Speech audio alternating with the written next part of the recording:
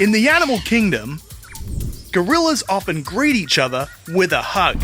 Certain species of penguins propose to their partner with a pebble. Female lions do all the hunting for their family.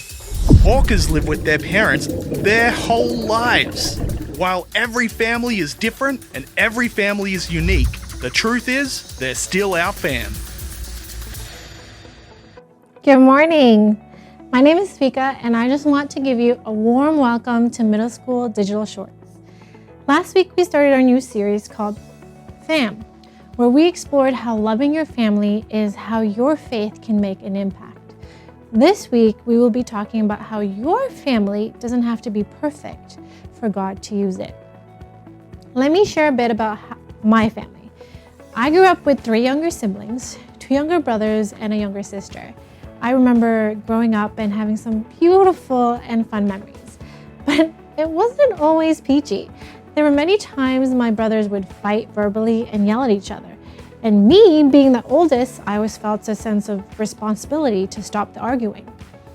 Now, I didn't always do a great job because my first instinct was to yell at them and then threaten them that I would tell on them to mom and dad. To be honest, all I was really doing was adding to the noise. At times, I would be yelling from the second floor as they'd be screaming and shouting at each other in our living room.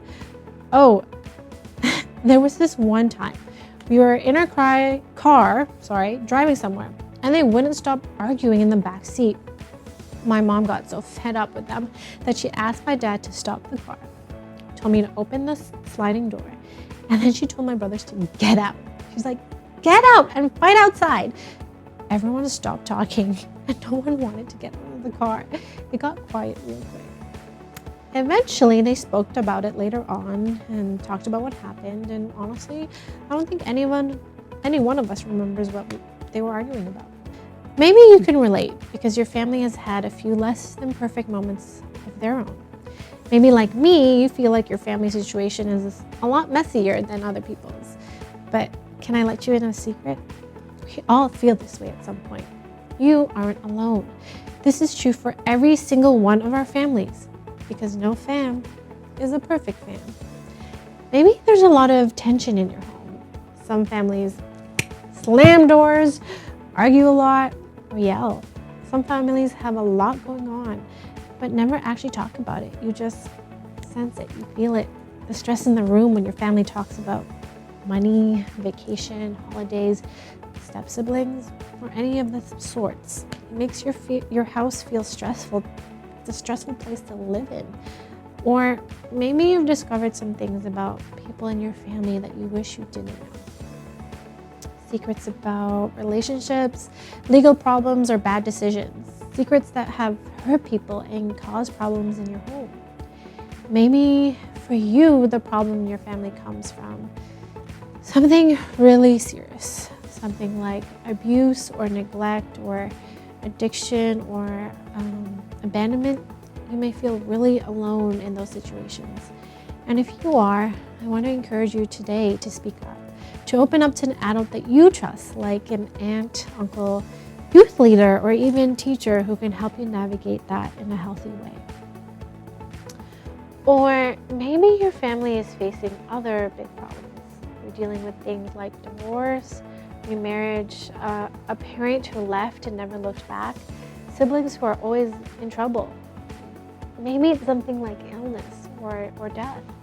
Things like that can certainly leave your family feeling less than perfect. Honestly, no matter what it is you're dealing with at home, I think that it's true for all of us. In some way or another, no family is a perfect family. What's difficult about this is that sometimes we think that nothing good could ever come from an imperfect family, that God couldn't use a family like that God couldn't use us if we come from a family like that. But as we'll see today, that couldn't be further from the truth. Here's the thing. The thing about the Bible, some of the people in it, they're kind of messed up. Their lives weren't perfect, and a lot of their families weren't either. In fact, there's one family in the Bible whose story I love. Not only was their family totally dysfunctional, but God still did big things through them.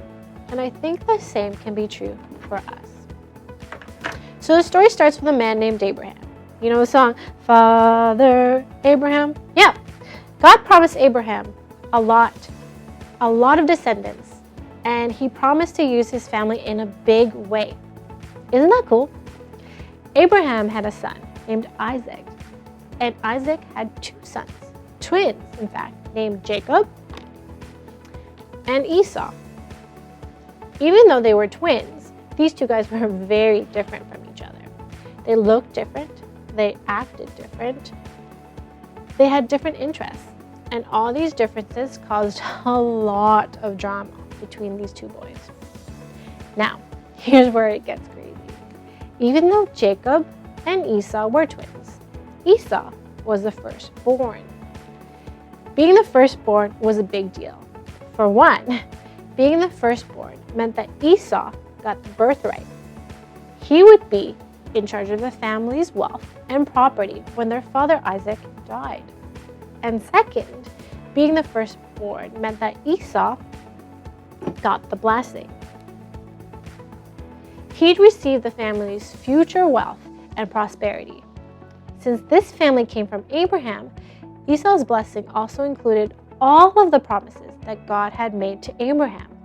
Promises to make their name great, to do big things with their family, and to bless all people through this one family. As you can imagine, Jacob, the younger twin, didn't love his situation, because as the second born, he wasn't going to get the birthright or the blessing. Now, their mother Rebecca favored Jacob over Esau. So together, Jacob and his mom came up with a plan.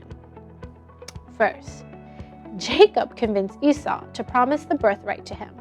And honestly, it didn't take much convincing. Esau was starving, so Jacob offered him some food in exchange for his birthright. If you ask me, it doesn't seem like an even trade to me. But haven't we all made some crazy decisions when we're hungry? I know myself. I have to watch out because I get hangry. Yeah, not a great sight. Anyways, with the birthright now his, all Jacob needed to do was to trick his father Isaac into giving the blessing to him instead of his brother Esau. Now, because Isaac was older and toward the end of his life, his eyesight wasn't so great.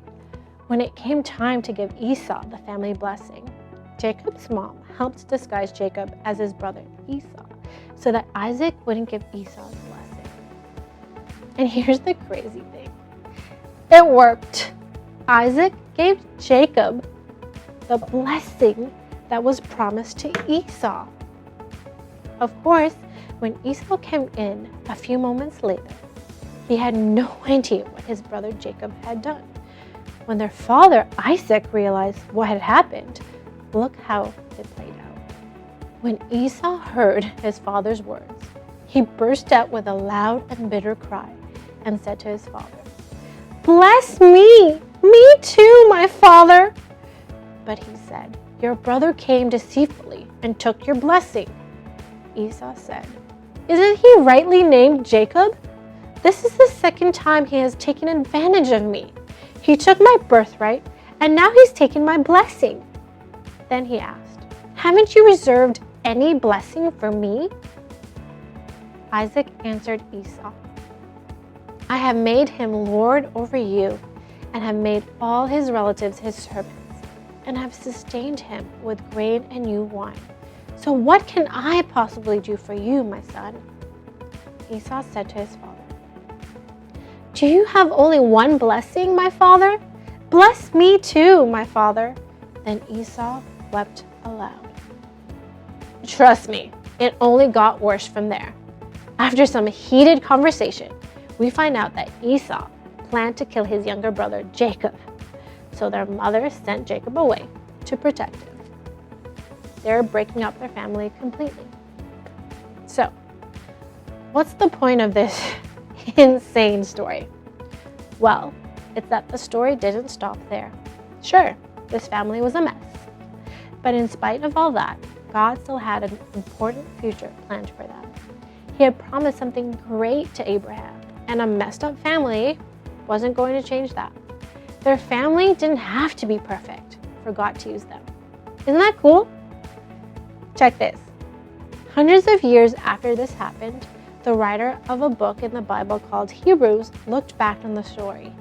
And there, the writer didn't talk about the mess, or the bad choices, or the pain in his family. Instead, they wrote this: "By faith, Isaac blessed Jacob and Esau in regard to their future." See? Isaac did eventually pass on a blessing to Esau. Now, it wasn't the same as the original blessing that Jacob stole, but it was something. It was an act of faith. Even though there were a lot of really bad moments in their family, the very act of Isaac passing on a blessing in his family was an act of faith.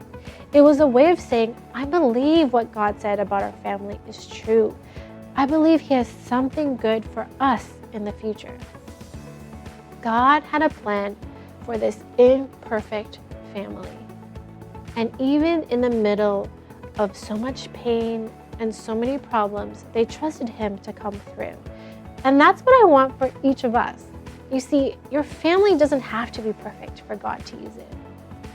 Seeing how God didn't forget about a less than perfect family back then can give you hope that He'll do the same for your family today.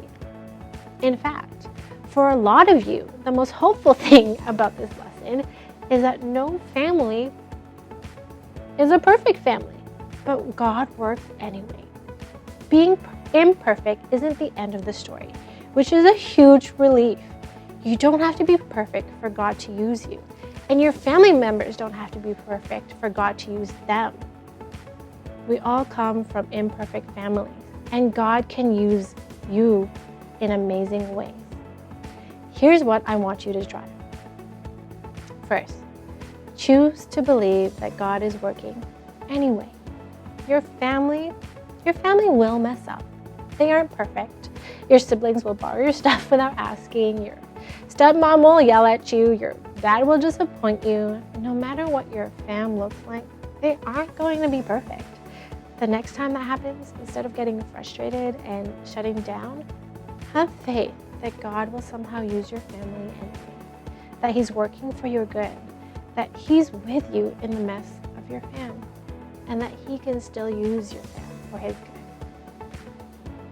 Secondly, stay connected to your family. Most of us tend to want to avoid our families when things get messy.